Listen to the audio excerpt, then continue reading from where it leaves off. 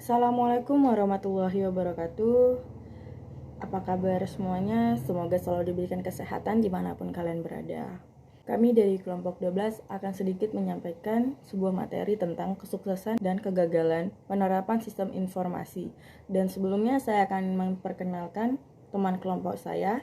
Yang pertama ada Amalia Ulul Azmi, yang kedua ada Vika Sintia Melasari, dan yang terakhir ada saya Devi Putri Melia. Kesuksesan dan kegagalan penerapan sistem informasi. 1. Kegagalan penerapan sistem informasi. Kedua, masalah pokok sistem informasi. Ketiga, mengukur kesuksesan sistem. Keempat, implementasi konsep. Kelima, penyebab kesuksesan dan kegagalan implementasi. Keenam, tantangan dari rekayasa bisnis. 7. Implementasi sistem informasi. Apa yang salah? Kedelapan, mengelola implementasi sistem informasi. 9. Mengontrol faktor-faktor resiko. 10. Mengatasi resistensi di antara pengguna. 11. Desain untuk organisasi. Aplikasi sistem informasi dalam perusahaan umumnya akan berhasil jika sistem dan lingkungannya mendukung. Keberhasilan sistem informasi baru dapat dirasakan setelah pada tahap implementasi. 1. Kegagalan penerapan sistem informasi. Kegagalan dari sistem informasi bukanlah hanya pada bagian-bagiannya saja, tetapi ada keseluruhan sistem informasi itu sendiri yang tidak dapat digunakan sebagaimana yang diharapkan. Hampir semua laporan yang disampaikan kepada manajemen tidak pernah dibaca. Laporan-laporan dikatakan tidak bermanfaat dan hanya dipenuhi dengan ilustrasi grafik yang tidak dapat dianalisis atau disajikan pertimbangan dalam pengambilan keputusan. Sementara itu, dalam sistem lain yang telah diotomatiskan tidak dapat dipercaya. Pemakai informasi secara terus-menerus memperbaiki rekod secara manual. Kedua, masalah pokok sistem informasi. Yang pertama ada desain. Desain sistem yang gagal memenuhi kebutuhan-kebutuhan penting dalam bisnis atau gagal dalam meningkatkan performa. Kedua, data. Data dalam sistem mempunyai tingkat ketidakakuraisan dan konsistensi yang tinggi. Informasi dalam bidang-bidang tertentu bahkan membingungkan atau tidak ditujukan secara tepat untuk tujuan-tujuan bisnis. Ketiga, ada biaya. Beberapa sistem arahnya bagus, tapi dalam implementasi dan pengoperasiannya memerlukan biaya di atas anggaran. Sementara itu, dalam sistem yang lain memerlukan biaya yang mahal untuk fungsinya sistem tersebut. Keempat, ada operasi. Sistem tidak akan berjalan dengan baik jika informasi tidak disandingkan secara tepat waktu dan efisien karena operasi komputer yang mengendalikan pemrosesan informasi tidak berjalan semestinya. Ketiga, mengukur kesuksesan sistem. Bagaimanakah kita dapat mengatakan bahwa sistem itu berjalan secara sukses atau tidak? Tentu saja tidak mudah menjawab soal gagal atau suksesnya sebuah sistem. Banyak faktor yang dapat dijadikan ukuran keberhasilan penerapan suatu sistem. Faktor-faktor yang dapat mempertimbangkan menurut Laudon adalah 1. Sistem tersebut tingkat penggunaannya relatif tinggi yang diukur melalui polling terhadap pengguna. Manfaatkan kuesioner atau monitor parameter seperti volume transaksi online. 2. Keputusan para pengguna terhadap sistem yang mengukur melalui koordinator atau interview. Ketiga, sikap yang menguntungkan para pengguna terhadap sistem informasi dan staf dari sistem informasi. Keempat, tujuan yang dicapai pada tingkat beberapa sistem dapat memenuhi tujuan-tujuan yang spesifik sebagaimana dicerminkan oleh peningkatan kinerja organisasi dan pengambilan keputusan dari penggunaan sistem. Kelima, imbal balik keuangan, financial payoff untuk organisasi, baik memulai pengurangan biaya atau peningkatan sales dan profit. Keempat, penyebab kesuksesan dan kegagalan sistem informasi. Sistem informasi menjadi prioritas pertama untuk mengembangkan karena besarnya kekuatan-kekuatan lingkungan eksternal dan kesamaan dari kekuatan-kekuatan faktor internal atau institusional. Beberapa sistem gagal karena benturan di antara lingkungan atau keadaan internal sebagaimana ditujukan oleh para peneliti sistem informasi manajemen. Pengenalan sistem informasi mempunyai kekuatan perilaku dan dampak organisasi. Sistem informasi telah mengubah cara individu atau organisasi dalam melakukan interaksi. Kelima, implementasi konsep. Implementasi menunjukkan pada semua aktivitas organisasi yang ditunjukkan terhadap adopsi, manajemen, dan inovasi rutin. Yang harus diyakini adalah organisasi harus memilih para pelaku dengan karakteristik sosial yang cocok sebagaimana memilih produk yang paling unggul untuk kesuksesan inovasinya. Tindakan-tindakan dan indikator-indikator kesuksesan implementasi. 1. Dukungan dana dari dalam. 2. Penyusunan organisasi baru. Ketiga, ketersediaan dan perbaikan yang terus-menerus. 4. Klarifikasi personil yang baru. 5. Merubah otoritas organisasi. 6. Internalisasi program-program pelatihan. 7. Updating sistem secara rutin. 8. Promosi orang-orang kunci. 9. Daya tahan sistem setelah berubah dari bentuk aslinya. 10. Tercapainya tujuan pengguna sistem. Dalam konteks implementasi analisis sistem adalah agen perubahan. Analisis bukan hanya mengembangkan solusi teknis, tetapi juga mendefinisikan konfigurasi, interaksi, aktivitas pekerjaan, dan hubungan struktur antara berbagai kelompok dalam organisasi.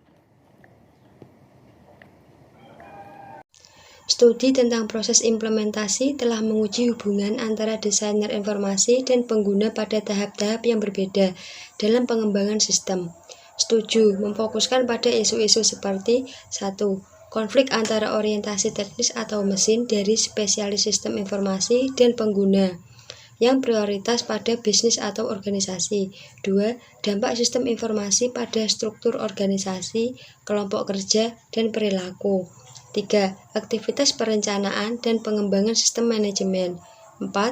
Tingkat partisipasi pengguna dalam proses desain dan pengembangan sistem. 7. Penyebab kesuksesan dan kegagalan implementasi. Riset tentang implementasi sistem informasi telah menunjukkan bahwa tidak ada satupun penjelasan untuk kesuksesan dan kegagalan sistem. Namun begitu, riset telah menemukan bahwa hasil implementasi secara luas dapat ditentukan oleh faktor-faktor berikut. 1. Peran pengguna dalam proses implementasi. 2. Tingkat dukungan manajemen bagi upaya implementasi. 3. Tingkat kompleksitas dan resiko implementasi proyek. 4. Kualitas manajemen dalam proses implementasi. Berikut ini penjelasan dari faktor-faktor di atas. 1. Keterlibatan dan pengaruh pengguna. Keterlibatan dalam desain dan operasi sistem informasi mempunyai beberapa hasil yang positif. Pertama, jika penggunaan terlibat secara mendalam dalam desain sistem. 2. Kesenjangan komunikasi antara penggunaan dan perancang sistem informasi.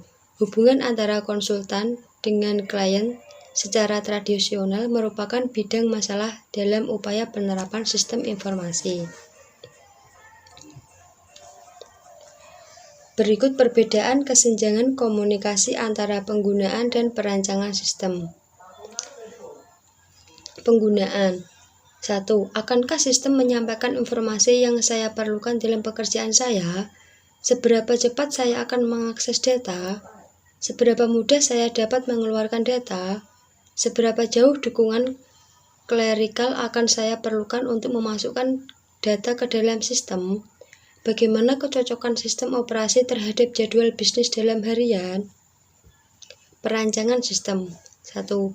Seberapa banyak disk dapat menyimpan master file? Berapa baris kode program diperlukan untuk menjalankan fungsi? Bagaimana kita dapat menghemat waktu dalam CPU ketika kita menjalankan sistem? Cara apa yang paling efisien dalam menyampaikan data? Cara apa yang paling efisien dalam menyimpan data? Database manajemen sistem, macam apakah yang semestinya kita gunakan? 3. Dukungan manajemen. Jika sebuah proyek sistem informasi mendapatkan dukungan serta persetujuan dari manajemen di semua level, sepertinya akan dipersepsikan positif baik oleh pengguna maupun staf pelayanan teknis informasi. 4. Tingkat kompleksitas dan risiko. Sistem sangat berbeda dalam hal ukuran, skop, tingkat komplikasi organisasi, dan komponen-komponen teknisnya. 5. Manajemen dan proses implementasi. Mengembangkan sistem baru harus dikelola dan diarahkan secara hati-hati. Setiap proyek harus melibatkan bagian riset dan pengembangan. Tantangan dari rekayasa bisnis. Tantangan inovasi dan implementasi yang ada tidaklah mengejutkan jika muncul tingkat kegagalan yang sangat tinggi bagi proyek-proyek rekayasa bisnis yang secara mendasar memerlukan perubahan organisasi secara luas. Dalam beberapa kasus, hambatan utama dalam rekayasa disebabkan oleh kurangnya implementasi dan perubahan praktik-praktik manajemen yang gagal dan pada akhirnya menimbulkan ketakutan untuk berubah. Berkaitan dengan ketakutan dan kecemasan di seluruh organisasi, mengatasi resistensi para manajer-manajer kunci, mengubah fungsi-fungsi pekerjaan, pola pikir, rekrutmen, dan training menimbulkan ancaman yang lebih besar. Masalah-masalah dalam rekayasa adalah bagian dari masalah yang lebih besar dari implementasi organisasi dan perubahan manajemen.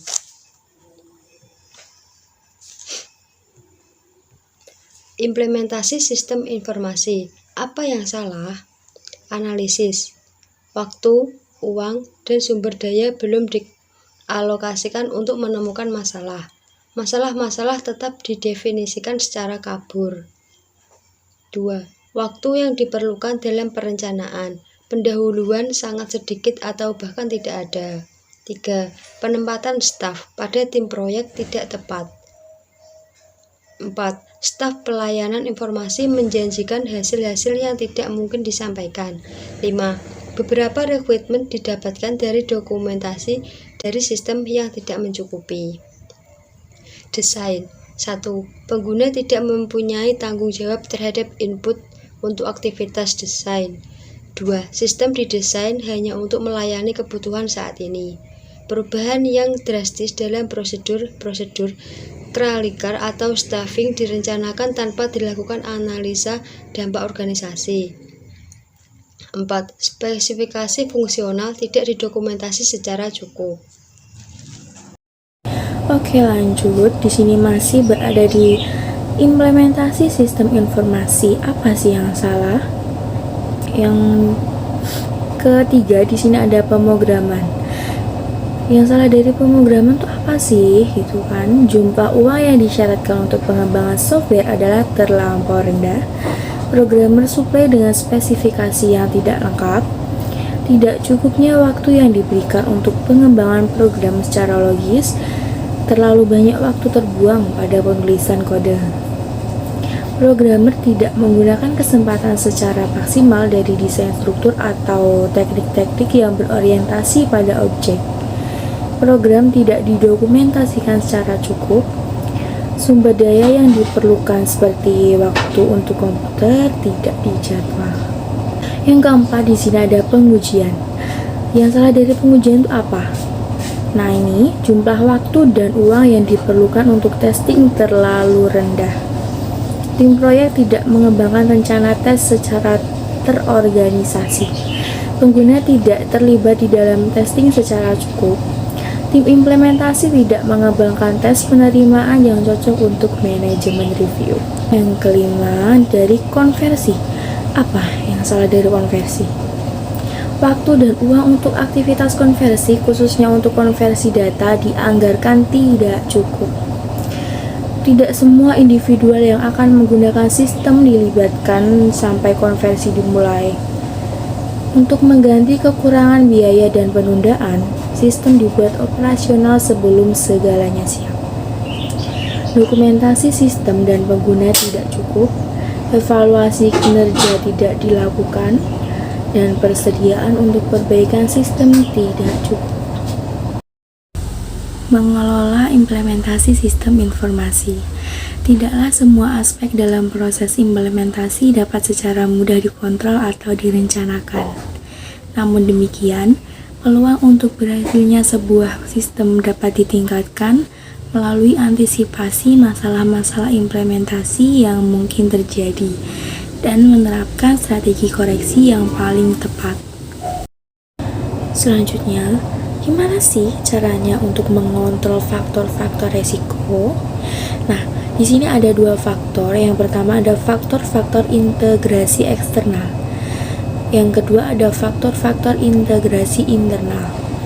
Untuk faktor integrasi eksternal, caranya untuk mengontrol yang pertama ada di antara pengguna dapat dipilih sebagai project leader atau sebagai orang kedua yang memberikan komando pada sebuah tim proyek. Yang kedua, komite pengarah dari pengguna sistem dapat dibentuk untuk mengevaluasi desain sistem. Yang ketiga, pengguna dapat menjadi anggota aktif dalam tim proyek. Yang keempat, proyek dapat mensyaratkan review dari pengguna secara formal dan persetujuan tentang spesifikasinya. Yang kelima, semua catatan-catatan penting dalam pertemuan-pertemuan desain dapat didistribusikan kepada seluruh pengguna. Selanjutnya dari faktor integrasi internal. Cara mengontrolnya bisa dengan cara yang pertama, anggota tim harus berpengalaman tinggi. Yang kedua, tim harus dibawa ke pemimpinan manajer dengan kemampuan teknis yang kuat dan berlatar belakang dalam manajemen proyek. Yang ketiga, pertemuan-pertemuan tim semestinya diselenggarakan dengan mendistribusikan secara rutin tentang hal-hal penting yang berkaitan dengan keputusan-keputusan kunci. Keempat, tim semestinya secara teknis berpegang pada status review. Selanjutnya, di sini ada faktor-faktor perencanaan dan pengawasan formal. Yang pertama ada fase penting atau milestone dapat dipilih. Yang kedua ada spesifikasi dapat dikembangkan melalui studi kelayakan. Yang ketiga ada spesifikasi standar dapat ditetapkan.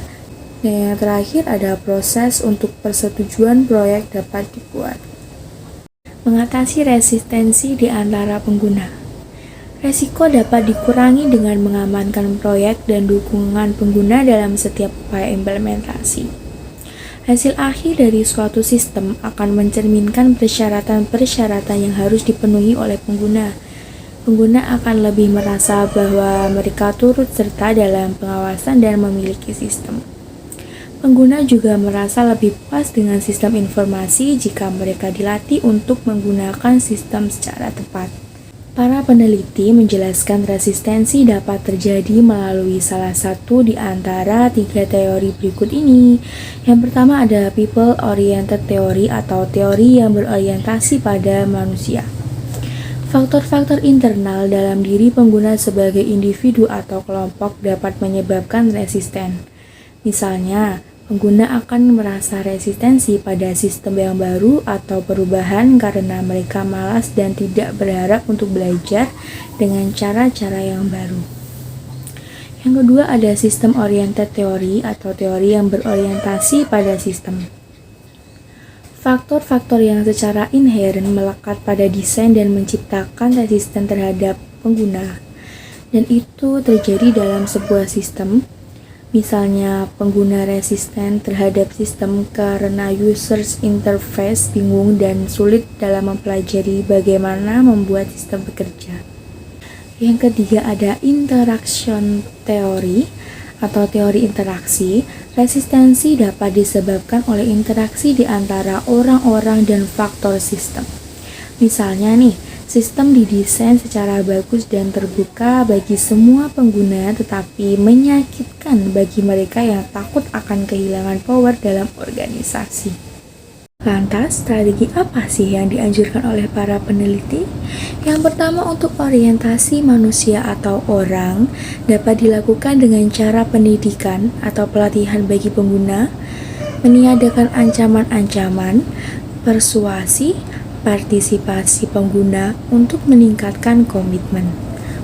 Yang kedua, untuk orientasi sistem dapat dilakukan dengan cara pendidikan atau pelatihan pengguna, juga meningkatkan faktor manusia, pengguna atau sistem interface, partisipasi pengguna untuk meningkatkan desain, modifikasi paket untuk mengakurkan organisasi pada saat yang tepat.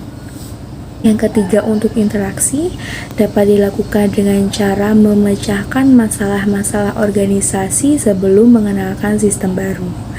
Perbaikan intensif bagi pengguna, memperbaiki hubungan pengguna perancang sistem, dan mempromosikan partisipasi pengguna pada saat yang tepat. Selanjutnya, desain untuk organisasi. Keseluruhan proses pengembangan sistem dilihat sebagai perubahan organisasi yang direncanakan dengan maksud untuk meningkatkan kinerja organisasi. Dengan demikian, proses pengembangan sistem yang harus secara eksplisit mengarahkan kemana organisasi akan berubah ketika sistem baru mulai digunakan. Di samping itu, prosedur perubahan, transformasi dalam fungsi pekerjaan, struktur organisasi, hubungan kekuasaan atau power, dan perilaku secara keseluruhan harus direncanakan secara hati-hati. Meskipun para analisis sistem dan desain diharapkan memasukkan analisa dampak organisasi atau organizational impact analysis, bidang ini dalam tradisi lama telah dilupakan. Analisis dampak organisasi menjelaskan bagaimana sistem yang diusulkan akan mempengaruhi struktur organisasi, sikap atau attitude, pengambilan keputusan, dan operasi. Untuk mengintegrasikan sistem informasi dalam organisasi, dokumentasi evaluasi dari keseluruhan dampak organisasi harus lebih mendapat perhatian ketika dilakukan pengembangan sistem. Sekian penjelasan dari kelompok 12, kurang lebihnya kami mohon maaf. Wassalamualaikum warahmatullahi wabarakatuh.